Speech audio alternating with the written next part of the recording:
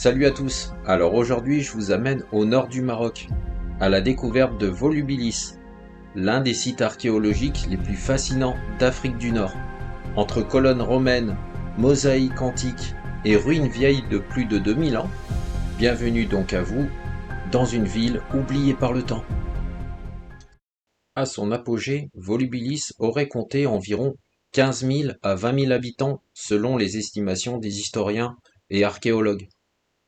Pour l'époque, c'était une ville importante en Afrique romaine, surtout grâce au commerce, à la production d'huile d'olive et à sa position stratégique entre le monde berbère et l'Empire romain. Pour ma part, je m'attendais pas du tout à ça. Je ne connaissais pas. J'avais vu ce site archéologique Volubilis, et donc je m'étais posé des questions, mais je m'étais dit que c'était plus des ruines, et je me trompais complètement. C'est vraiment fascinant et un endroit à ne pas manquer si on va au Maroc. Ce site est vraiment très grand et il y a vraiment plein de choses à voir. C'est même peut-être l'une de mes meilleures expériences en voyage. J'avais vraiment adoré ce site archéologique et donc je me suis dit de vous le partager.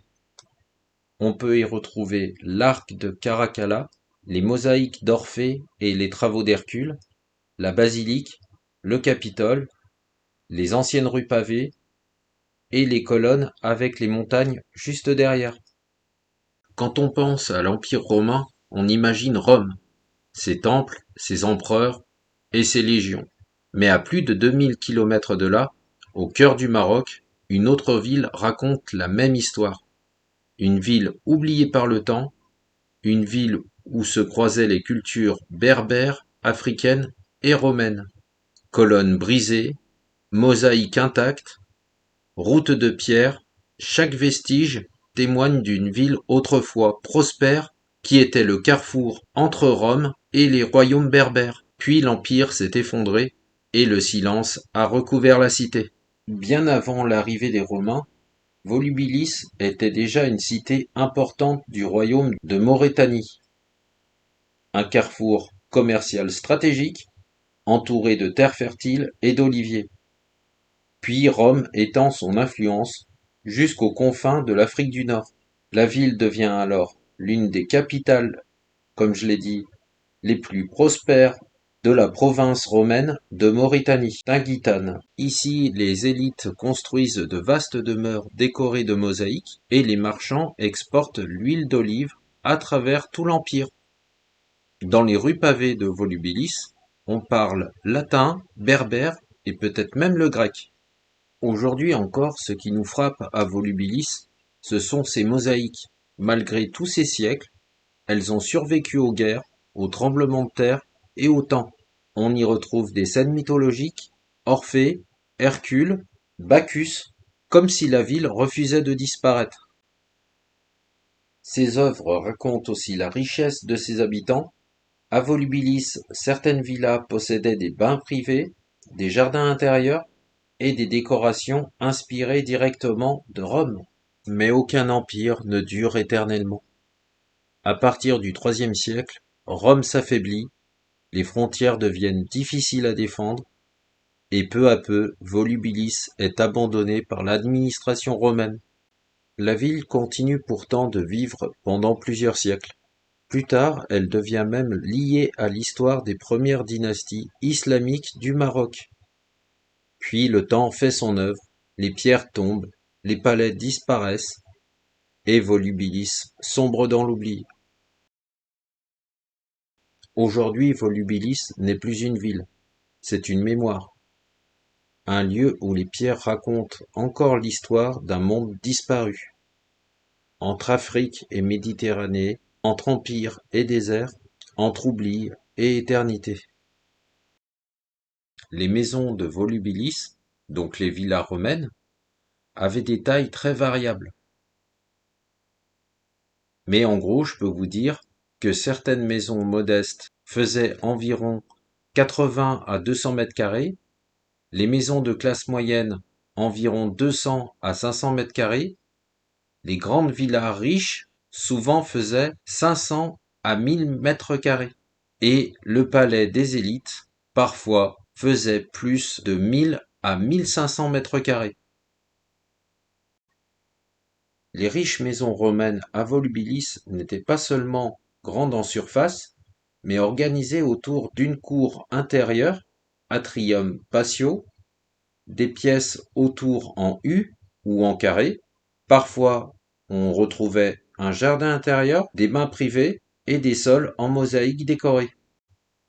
Après, certaines demeures de Volubilis dépassaient le millier de mètres carrés, organisées autour de patios ouverts, de jardins intérieurs et de mosaïques dignes des plus grandes villas de l'Empire romain. Les plus grandes maisons appartenaient souvent à des familles liées au commerce de l'huile d'olive ou à l'administration romaine locale. Pour la définition de ce qu'est un atrium, c'était un espace central d'une maison romaine riche. C'était un peu le cœur de la villa. Dans les grandes maisons de Volubilis, l'atrium servait à accueillir des visiteurs, montrer la richesse du propriétaire et apporter la lumière et fraîcheur à la maison. Architecturalement, il était souvent ouvert au ciel, entouré de colonnes, avec parfois un bassin au centre pour récupérer l'eau de pluie. Et dans le climat marocain, ce type d'espace aidait aussi à garder la maison plus fraîche.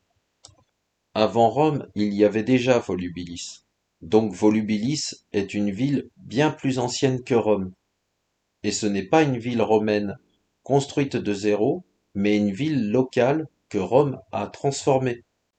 L'économie de cette ville était basée sur l'huile d'olive, et Volubilis était une véritable usine à huile d'olive antique.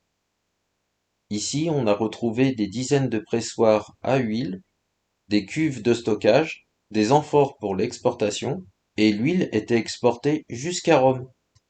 Volubilis faisait tourner l'un des commerces les plus précieux de l'Empire, l'huile d'olive. Ici d'ailleurs, on peut apercevoir une meule à olive. Volubilis n'était pas au cœur de l'Empire, mais c'était une zone frontalière, où il y avait la présence de soldats, le contrôle des tribus locales et la surveillance des routes commerciales. Là, je vous montre justement un bâtiment où il était fabriqué justement l'huile d'olive et qui regroupe chaque élément que je vous ai expliqué dans la vidéo, comme les pressoirs à huile ou les cuves de stockage.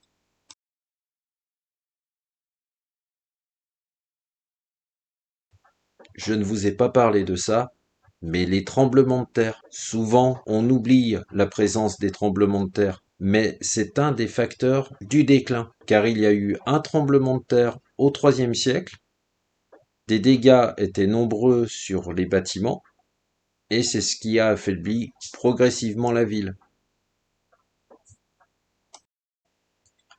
Volubilis a été inscrit au patrimoine mondial de l'UNESCO en 1997 et l'UNESCO considère le site comme un exemple exceptionnel de ville romano-africaine bien conservée aux confins de l'Empire romain. Le site est surtout reconnu pour ses mosaïques, ses monuments romains, son mélange culturel berbère et romain et son état de conservation remarquable. Ce site antique est l'un des mieux préservés en Afrique du Nord. Et voici le Decumanus, ou Decumanus maximus. Et dans les villes romaines comme Volubilis, le Decumanus était la plus grande rue principale orientée est-ouest. C'est un peu comme les Champs-Élysées. Les Romains construisaient souvent leurs villes selon un plan organisé, Cardo axe nord-sud, Decumanus axe est-ouest, et ces deux grandes rues structuraient toute la cité. Je vous dévoile encore un peu la ville de Volubilis, afin de mieux pouvoir la contempler. C'est vraiment un site exceptionnel. Je m'attendais pas du tout à ça lorsque j'y étais. Je ne connaissais même pas le nom de cette ville. Je l'ai appris directement quand je me suis rendu au Maroc. Pour information, c'était la 3e fois que je me rendais au Maroc. Et je m'étais dit de faire des choses que je ne connaissais pas encore. Du coup, bien entendu, vous aurez d'autres vidéos sur ma chaîne qui parleront du Maroc. J'avais fait par exemple le mont Tizin Chika, qui se trouve dans l'Atlas, Essaouira, la capitale Fès. Je dis la capitale Fès car c'est la capitale de l'artisanat. La ville de Rabat, qui est vraiment la capitale du Maroc. Marrakech, où je pourrais vous montrer certaines choses encore, comme les jardins majorels. Bien sûr, il y aura d'autres pays qui seront à l'affiche, car dans ma vie, j'ai fait 37 pays au total. Pour moi, la plus grande richesse de ce monde est la connaissance, et c'est justement ce que je cherche à faire sur ma chaîne, de vous donner des conseils ou de vous montrer les endroits que j'ai pu voir et tout ce que j'y ai appris. Pour ceux qui me suivent déjà, vous savez aussi que je fais de l'urbex, donc des sites abandonnés, et bien sûr je vais continuer à présenter des sites abandonnés sur ma chaîne, en plus de mes voyages, car c'est aussi une passion que j'aime partager avec vous, et c'est aussi pour montrer un peu ce qu'on laisse derrière nous. Un grand merci à ceux qui me suivent déjà, ça montre que mon travail est bien réalisé, et ça me fait plaisir. Je vous laisse encore avec quelques images de Volubilis, et je vous dis à bientôt. Allez, ciao et prenez soin de vous.